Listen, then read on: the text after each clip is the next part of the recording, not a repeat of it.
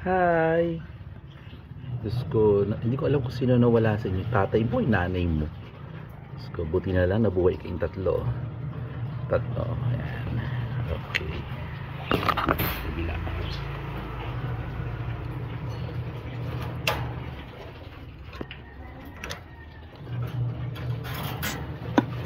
Tok tok.